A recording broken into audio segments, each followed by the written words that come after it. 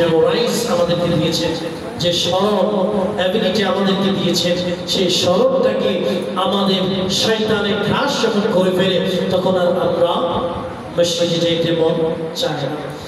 তখন আল্লাহ পাক রব্বুল আলামিন বলবে, বান্দা উম্মতে মুহাম্মাদি হওয়ার কারণে তোমাদেরকে এত গুরুত্ব দিয়েছি। একটা সময় আসবে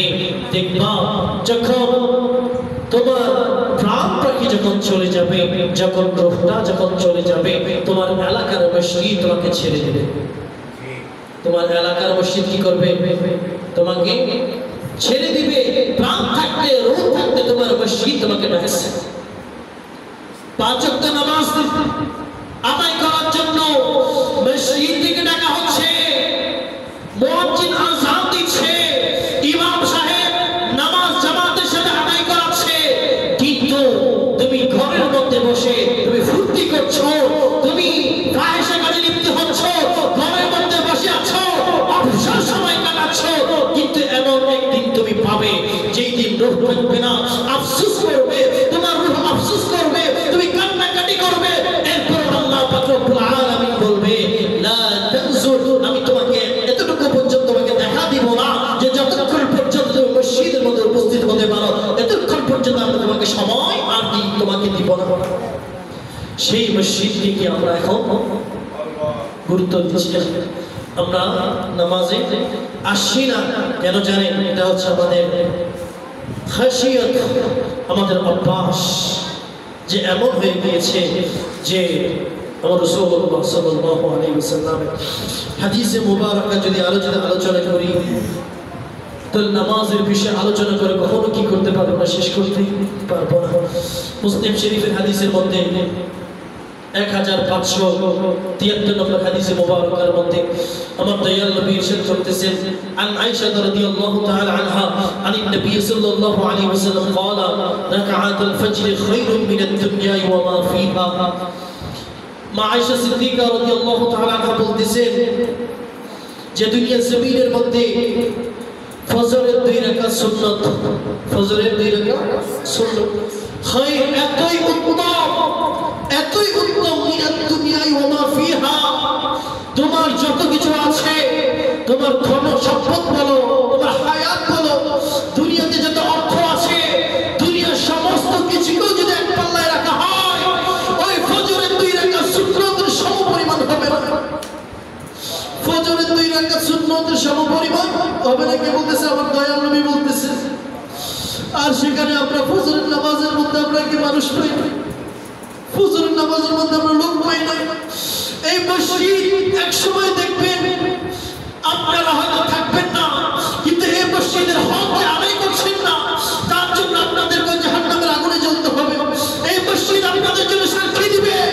হে মুসলমান সম্প্রদায়, উম্মতে মুহাম্মাদি, হে এলাকার মুসল্লিরা, তোমরা মসজিদে আসছো না, তোমরা জামাত আদায় করছো না। একদিন আমি থাকবো, কিন্তু তুমি থাকবে না। আমি মসজিদ হিসাবে আল্লাহ পাক রব্বুল আলামিনকে বিচার দিব। তার স্বাস্থ্য ভালো ছিল, সে সুস্বাস্থ্যের অধিকারী ছিল, তার হায়াতের জিন্দেগি ছিল, সে কিন্তু নামাজ আদায় করার জন্য আসে নাই। হে আল্লাহ পাক রব্বুল আলামিন, আমি আপনার কাছে বিচার দিলাম, আপনি এর ফয়সালা করুন। এখন আল্লাহ পাক রব্বুল আলামিনকে বিচার করবে না, মসজিদের হক যে আদায় করতেছে না বিচার করবে না। আল্লাহ পাক রব্বুল আলামিন বলে, বান্দারে তোকে আমি হায়াতের বাজেট দিয়েছি, অনেক সময় দিয়েছি, 70 বছর, 60 বছর, 50 বছর, 80 বছর, 100 বছর পর্যন্ত তোকে দিয়েছি, কিন্তু দুনিয়ার জমিনের মধ্যে যে হক মসজিদের 5 ওয়াক্ত নামাজ আদায় করার, সেই হকগুলো তোমরা আদায় করো নাই, যার কারণে উম্মতে মুহাম্মাদি হয়েও তোমাদেরকে জাহান্নামের দিকে আমাকে ঠেলে দিতে হবে, জাহান্নামের মধ্যে নিক্ষেপ করতে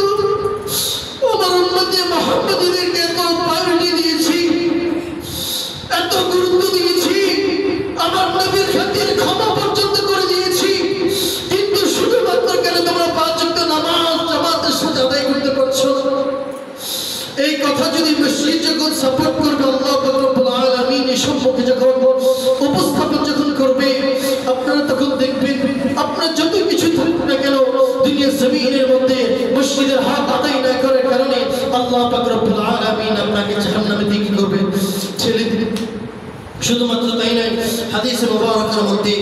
আমার দয়াল নবী আরো ইরশাদ করতেছেন এবং রাসূলুল্লাহ সাল্লাল্লাহু আলাইহি ওয়াসাল্লাম আরো বলতেছেন যে বুখারী শরীফের এবং মুসলিম শরীফের হাদিসের মধ্যে 1362 নম্বর হাদিস حدثنا واقع عن ابن أبي خالد وشعر والبخاري ابن مختار سمعوه ابن أبي بكر ابن عمر ابن روبة عن أبي قال سمعت رسول الله صلى الله عليه وسلم يقول ابن يليج النار أحد صلى قبل طلوع الشمس وقبل غروبها يعني فجر والعصر فقال له رجل من أهل البصر أنت سمعت هذا أي رسول الله صلى الله عليه وسلم قال نعم قال رجل وأنا أشهد أن سمعته من رسول الله صلى الله عليه وسلم سمعته ووعاه قلبي একজন সাহাবী তিনি বলতেছেন রাসূলুল্লাহ সাল্লাল্লাহু আলাইহি ওয়াসাল্লাম ইরশাদ করেছেন ইয়াকুলু ইবনে ইয়ালিজুন নার আহাদা ওই মানুষদের জন্য জাহান্নামের আগুন হারাম হয়ে যাবে সাল্লা ক্বাবলা তুলু'আশ শামস ওয়া ক্বাবলা গুরুবিহা ইয়ানি ফজর ওয়াল আসর যে ব্যক্তি ফজর এবং আসরের নামাজ জামাতের সাথে আদায় করছে ফাকালা লাহু রাজুল মিন আহলি বসরি তখন একজন লোক ওই সাহাবীকে জিজ্ঞাসা করতেছে হে আমার সাহাবী আপনি কি এই হাদিসটা কি রাসূলুল্লাহ সাল্লাল্লাহু আলাইহি ওয়াসাল্লাম থেকে শুনেছেন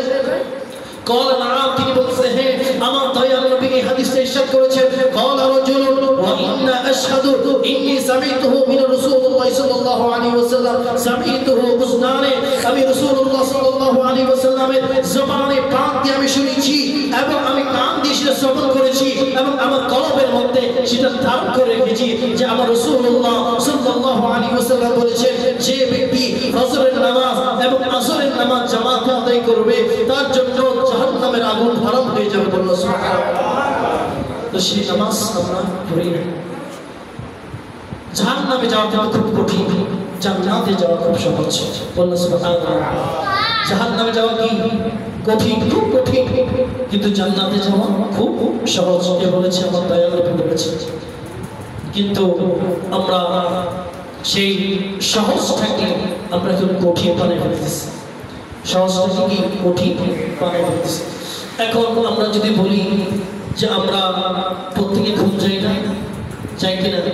প্রত্যেকে 6 ঘন্টা 7 ঘন্টা ঘুম যাইনি যাই এখন আমরা যদি একটু চিন্তা করি যে 7 ঘন্টা থেকে অন্তত পক্ষে 1 ঘন্টা খোদার জন্য বরাদ্দ করতে পারবো না 1 ঘন্টা খোদার জন্য বরাদ্দ করতে পারবো না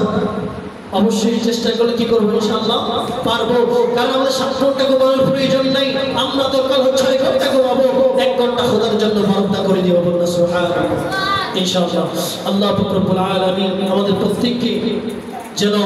5 ওয়াক্ত নামাজ বা জামাতে আদায় করার তৌফিক দান করুন সকলে বলে আমিন কারণ নামাজ আদায় করলে আল্লাহ পাক রব্বুল আলামিন আপনার জন্য জান্নাত বরাদ্দ করে দিবেন কি বরাদ্দ করে দিবেন জান্নাত বরাদ্দ করে দিবেন তাহলে আমরা কি জান্নাতে যেতে চাই না জাহান্নামে যেতে চাই জান্নাতে যেতে চাই তাহলে সেই জান্নাতে যেতে হলে কাকে খুশি করতে হবে রব্বে কারীমকে খুশি করতে হবে তো আল্লাহ পাক রব্বুল আলামিন আমাদের প্রত্যেককে বোঝার তৌফিক দান করুন সকলে বলে আমিন ওয়া আখিরু দাওয়ানা আলহামদুলিল্লাহি রাব্বিল আলামিন আসসালামু আলাইকুম ওয়া রাহমাতুল্লাহি তাআলা ওয়া বারাকাতুহু জানাব রাসূলুল্লাহ